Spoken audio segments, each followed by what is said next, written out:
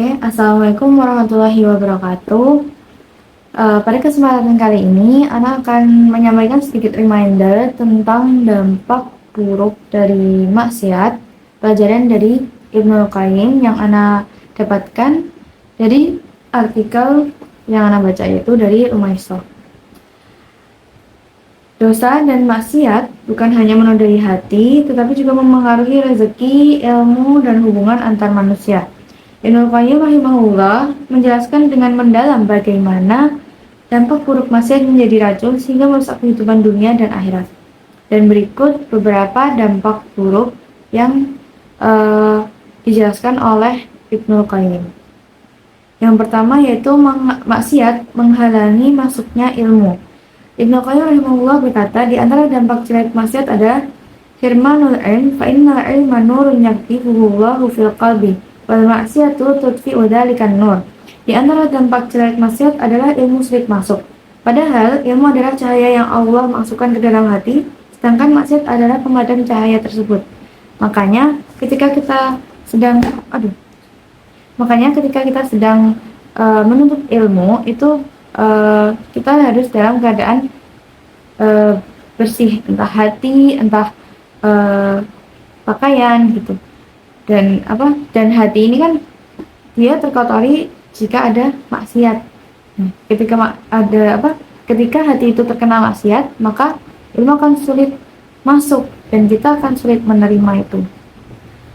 Lalu yang kedua, maksiat menghalangi datangnya rezeki.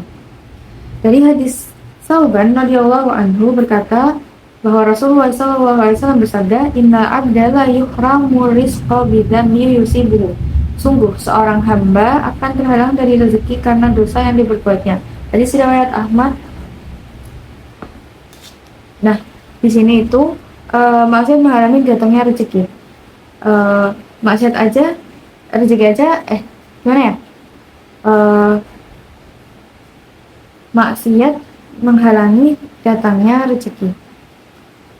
Semisal contoh maksiatnya itu dengan misalnya pekerjaan yang nggak halal, seperti mencuri, itu jelas, menipu, itu kan sebuah kemaksiatan yang itu tuh mungkin rezekinya datang, tapi itu masih bukan rezekinya gitu, nggak halal gitu. Yang ketiga yaitu maksiat menyebabkan kehambaan hati dan mengingat Allah. Ini jelas banget karena semakin kita dekat maksiat itu semakin menjauh kita sama Allah. Tapi begitu kita ingin mendekatkan sama Allah, Allah itu juga ngejar ke kita gitu. Kita jalan untuk mendekatkan Allah, Allah lari untuk deketin kita. Masya Allah ya. Lalu keempat, maksiat membuat pelakunya asing di antara orang baik.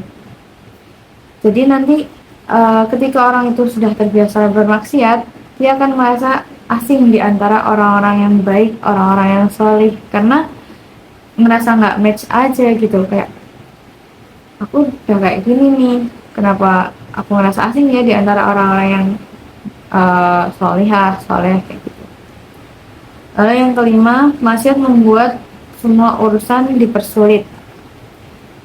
Itu udah sering Ana dengar di beberapa kajian, kayak semisal kesulitan hidupmu itu tuh bukan karena Allah yang mendatangkan, tapi karena maksiat yang kamu perbuat sendiri. Jadi ketika kalian mengalami kesulitan itu jangan salahkan Allah. Itu tuh kesulitan itu adalah dampak dari maksiat yang telah kita lakukan gitu. Terus habis itu ada maksiat menghadirkan kegelapan ke dalam hati dan hati pelakunya. Ini benar banget.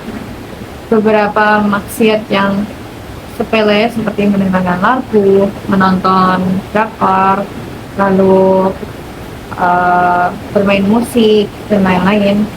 Itu kecil, hal kecil, tapi lama-lama itu mendatangkan sedikit demi sedikit itu sampai membawa kegelapan ke dalam hati pelakunya. Ya nanti bakal bertahap nanti yang sampai pelakunya itu menjadi asing di antara orang-orang solih seperti itu. Yang ketujuh yaitu maksiat itu melemahkan hati dan tubuh. Yang delapan, maksiat menghalangi dari ketaatan. Benar banget. Jadi ketika kita udah nih sekali 2 kali melakukan maksiat, udah sekali 2 kali, nanti lanjut 3 kali 4 kali, lalu makin sering untuk melakukannya, dan itu tuh semakin sering kita melakukan, semakin sedikit kita meluangkan waktu untuk berbuat ketaatan. Yang ke-9, maksiat menghilangkan keberkahan dan memperpendek umur.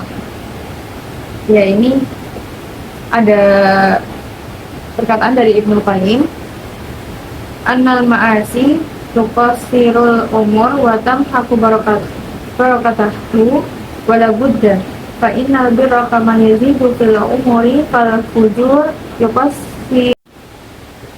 Oke, kita lanjut lagi guys. Yuqassirul umur. Jadi sampai situ artinya yaitu di antara dampak maksiat adalah memperpendek umur dan menghilangkan keberkahannya, sebagaimana kebaikan dapat menambah umur. Keburukan justru sebaliknya, yaitu memperpendeknya. Yang sebelum yaitu dosa melahirkan dosa lain. Ya, maksiat itu tuh pertama kita melakukan satu hal maksiat, nanti tuh dia bakal lanjut tuh ngerembet ke yang lain gitu. Semisal jadi banyak kasus seperti pacaran kayak gitu, awalnya cuma saling jalan bareng aja nih, sering ngobrol gitu, nanti lama-lama dia melahirkan dosa baru tuh, apa kayak pegangan tangan gitu, terus saling tatap-tatapan kayak gitu, terus nanti dia bakal ngerembet tuh melahirkan dosa-dosa yang lain gitu kan. Habis itu yang 11 yaitu maksiat itu melemahkan hati. Sudah menjauhkan dari ketaatan, melemahkan hati, itu udah kacau banget ya. Ya sih, rasanya tuh nggak nyaman banget kalau sudah bagian melemahkan hati itu, menerima nasihat tuh jadi nggak segampang ketika kita menjauhi maksiat gitu. Lalu hilangnya rasa jijik terhadap maksiat. Satu lagi. Oke, aku sambil ini ya, sambil mati lampu. Jadi pas kita sering melakukan maksiat itu tuh jadi hilang rasa jijiknya gitu. Lalu ada dosa yang merupakan warisan dari umat terdahulu. Habis itu ada pendosa itu menjadi hina di hadapan Allah. Semakin banyak dosa yang kita lakukan, semakin hina kita di hadapan Allah. Tapi ketika kita mengetahui kalau misalnya itu udah hina, terus kita mau balik, mau tobat, insya Allah tuh Allah tetap mau mengampuni kita, insya Allah tetap mau menerima kita gitu. Allah tuh maha pemaaf dan Allah tuh rahmatnya sangat luas. Jadi ketika kita udah merasa jatuh dan merasa ya Allah aku udah berbuat maksiat banget nih, dan itu tuh perasaan bersalah itu sangat precious ya, itu sangat berharga. Jadi ketika udah merasakan itu langsung tobat aja gitu, tapi bertahap gitu, jangan yang langsung saklek, jangan yang langsung keras gitu ya, bertahap aja kan. Oh yaudah aku ninggalin ini misalnya sehari gitu, atau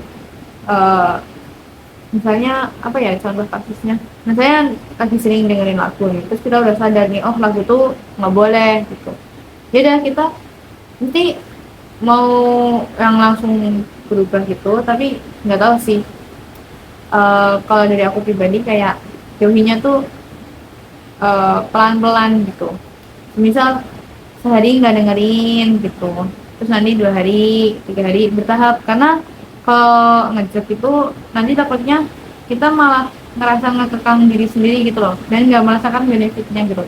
Dan Masya Allahnya tuh ketika kita mulai jarang mendengarkan lagu itu tuh secara emosional tuh lebih tertata gitu, juga lebih tenang gitu. Itu menurut aku pribadi sih, pernah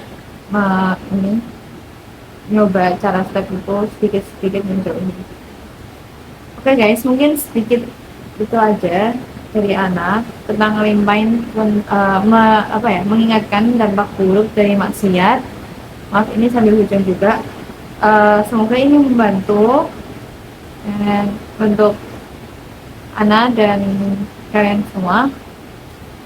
Mungkin segini aja. Wassalamualaikum warahmatullahi wabarakatuh.